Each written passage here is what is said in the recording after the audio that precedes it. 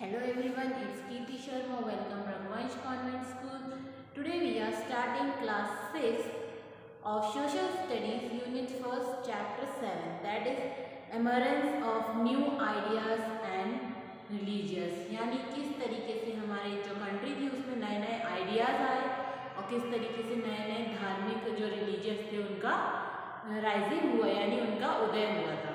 तो आज हम पढ़ेंगे किस तरीके से हमें जो पुरानी चीज़ें थी उनके बारे में जानकारी मिली और किस तरीके से हमने उनसे लेकर न्यू आइडियाज़ डेवलप किए गए।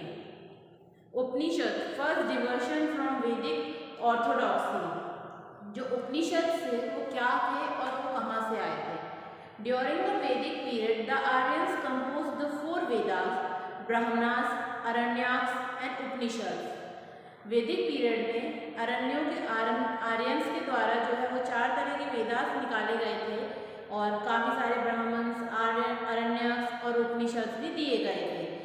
The Upanishad are the most important Vedic text as far as the latest Hindu traditions is concern. जो उपनिषद है वो इसमें सबसे इम्पॉर्टेंट वैदिक टेक्स्ट माना जाता है क्योंकि उसमें हिंदू के ट्रेडिशन यानी हिंदू धर्म से जुड़े हुए रीति रिवाज के बारे में सब कुछ विस्तार से यानी पूरा डिस्क्रिप्शन से बताया गया है।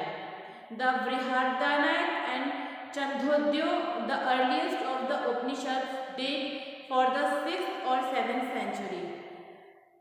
बृहदारण्यक और छंदोग्य जो थे वो उपनिषद के सबसे पुराने डेट माने जाते हैं जो कि 6th और 7th BC में देखने को मिले थे।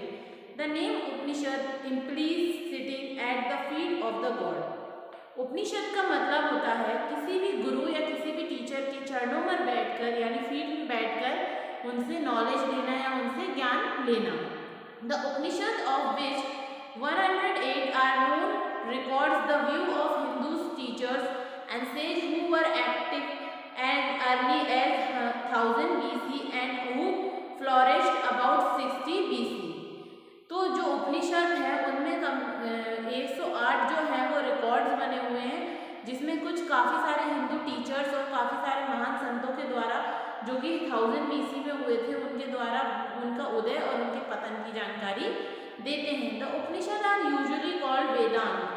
उपनिषद को वेदांत भी कहा जाता है। वेदांत मतलब वेदों की जो स्थिति थी उनका अंत होना। Not only because they came at the end of the Vedic period and were taught at the end of the Vedic instruction। ये सिर्फ इसलिए नहीं कहा जा सकता क्योंकि इसलिए नहीं कहा जा सकता कि वैदिक पीरियड का अंत हो रहा था इस वजह से इसको वेदांत बोला गया, बल्कि it also became the later philosopher found in them the final aim of the Vedas, क्योंकि काफ़ी सारे फिलोसफर ने इसमें वेदास का अंत पाया है।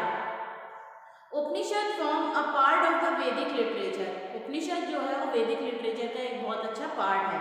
Some of them form component part of the Brahmanas of the Vedas while other are independent texts and founding the Vedan doctrines having little connected with the Vedas। माना जाता है कि जो ब्राह्मण्स हैं वो मोस्टली वेदास के अनुसार ही चलते हैं और वो इंडिपेंडेंसली लिखे हुए वेदास पर ही ज़्यादा यकीन करते हैं और उससे अपने आप को कनेक्टेड करके रखते हैं। The seeds of protects against the ceremonial sacrifices shown by the author of the Aranyaks found their full ripening in the Upanishad। जो सैक्रिफाइस यानी त्याग बलिदान का जो बीज था वो कहाँ से? उपनिषद और अरण्यक जो थे, अरण्यक और उपनिषद जो थे उन्हीं में से देखने को मिलता है क्योंकि उन्हीं का मानना है कि जो उपजा है उसको एक दिन मरना ज़रूर है। They vehemently condemn the ceremonial rituals। वो लोग काफ़ी सारे जैसे ब्राह्मण जो होते हैं उनमें 16 संस्कार होते हैं जो 16 संस्कारों को फॉलो किया जाता है, तो इसी तरीके के जो सेरेमनियल रिचुअल्स होते थे उनको फॉलो किया जाता था। दे स्प्रेड एंटी रिचुअलिस्ट और इसलिए जो उपनिषद था उसको एंटी रिचुअलिस्ट कॉन्सेप्ट माना जाता है। The Upanishad explain various theories of the creation of the universe. जो हमारा उपनिषद है वो हमें बताता है कि जो हमारे यूनिवर्स में किस तरह की अलग अलग थ्योरीज दी गई हैं। अकॉर्डिंग टू द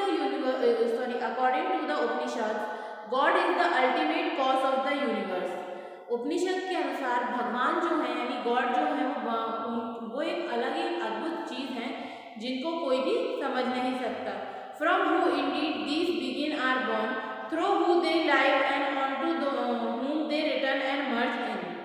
उनका उपनिषदों का मानना है जिस व्यक्ति का जन्म हुआ है उसे अपना जीवन जीना है और जीवन जीने के बाद दोबारा से उसी मतलब मर जाना है और फिर से वही, यानी जो हमारी लाइफ साइकिल है वो कैसे चलती है। एक व्यक्ति जन्म लेता है, जन्म के बाद जो वो अपने सारे काम करता है, बाल अवस्था से युवावस्था में जाता है, युवावस्था से प्रौढ़ और प्रौढ़ अवस्था से यानी ओल्ड एज में, यानी एज अ चाइल्ड, फिर यंग, फिर अडल्ट, और उसके बाद ओल्ड एज के बाद वो डेथ होने के बाद अगेन से एक चाइल्ड रूप में आ जाता है। तो जो हमारी लाइफ साइकिल है वो कैसी है, राउंड शेप में है, जो कि ऐसे चलती रहती है।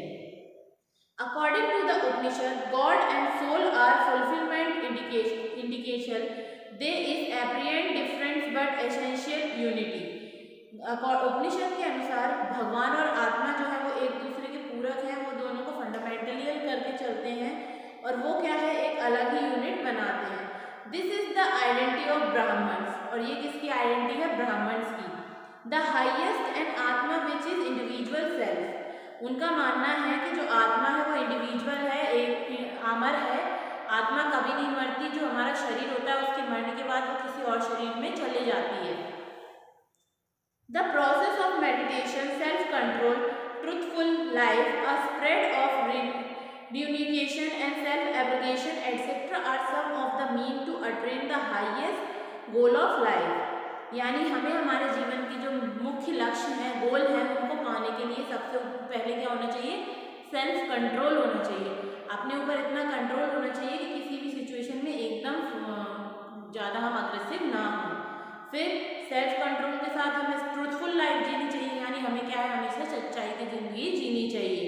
उसके बाद अपने आप को इतना एलिजिबल बनाना चाहिए कि हम हर कुछ करने के लिए लायक बन सकें। The goal of life is to renounce the world and to know the one almighty to attain the salvation.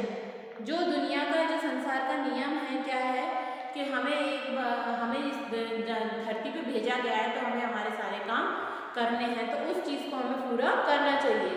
The Upanishad explain the doctrine of the transmigration of soul and the ethical doctrines of the karma. उनके अनुसार जो हमारी soul यानी हमारी आत्मा क्या है, वो पारदर्शी है, उसको कोई देख नहीं सकता, वो सिर्फ हमारे कर्म के अनुसार चलती है।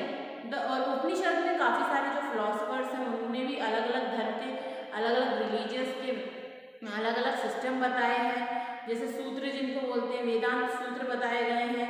और सबसे पहली चीज़ है कि जो हमारी आत्मा का कॉन्सेप्ट है वो क्या है कि हम जैसे कर्म करेंगे उसके अनुसार ही हमें रिलीज यानी हमें इस दुनिया से मोक्ष मिलेगा। कहते हैं ना कि अगर कोई व्यक्ति अच्छे काम करके जाता है तो उसे स्वर्ग मिलता है और बुरे काम करके जाता है तो उसे नरक मिलता है। तो वही फिलॉसफी यहाँ पे बताई गई है कि हमें क्या है कि जो हमारा कॉन्सेप्ट है हमारी लाइफ का, जैसे हम अच्छे कर्म करेंगे वैसे ही हमें मोक्ष यानी रिलीज मिलेगा। अब हमारी लाइफ की 4 स्टेज बताई है इन्होंने, यानी हमारी जो लाइफ है उसको उन्होंने 4 पार्ट्स में डिवाइड किया है उपनिषद के according. In Upanishadic time, the life of an upper caste man was divided into 4 stages called ashramas। व्यक्ति की जो जिंदगी है उसको 4 पार्टों में डिवाइड किया गया है मनुष्य के जीवन को, उनको बोलते हैं आश्रम। पहला है ब्रह्मचार्य, स्टूडेंट लाइफ, यानी जो स्टूडेंट लाइफ होती है वो क्या होती है, ब्रह्मचार्य लाइफ होती है। फिर होता है गृहस्था, गृहस्था मतलब होता है फैमिली लाइफ। जैसे पहले एक बच्चा होता है, उसका मेन काम क्या होता है, उसको ऐसा तो नहीं कोई बच्चा है तो उससे पूरे घर की जिम्मेदारी उठवाई जा रही। बच्चा होता है तो उसका मेन मोटिव क्या होता है कि उसे एजुकेशन लेनी है। फिर आती है गृहस्थ आश्रम। गृहस्थ आश्रम मतलब लाइफ, जैसे आपके पेरेंट्स हैं, वो एक फैमिली पर्सन है तो वो पूरी फैमिली को चलाना है, किसके लिए क्या करना है, ये सब काम करने का जो मेन मोटिव होता है वो किसका होता है, पेरेंट्स का होता है, यानी गृहस्थ आश्रम। फिर है वनस्पति, retirement to the forest to meditate, यानी एक ऐसी अवस्था आती है जब आप अपनी लाइफ से यानी अपने गृहस्थ जीवन से, अपनी जिम्मेदारियों से रिटायर्ड होकर आप क्या है मेडिटेशन वगैरह करने लगते हो जंगलों में। पुराने टाइम में होता था। फिर होती है संन्यास आश्रम। संन्यास आश्रम में क्या होता है कि हर चीज़ को त्याग दिया जाता है। तो इस तरीके से हमारी जो लाइफ है उसको 4 पार्ट्स में डिवाइड किया गया है। पहला है ब्रह्मचार्य, दूसरा है गृहस्थ आश्रम, तीसरा है वनस्पति और चौथा है संन्यास आश्रम। तो ये 4 आश्रमों के बारे में हम अगले वीडियो में पढ़ेंगे। आज के लिए इतना ही।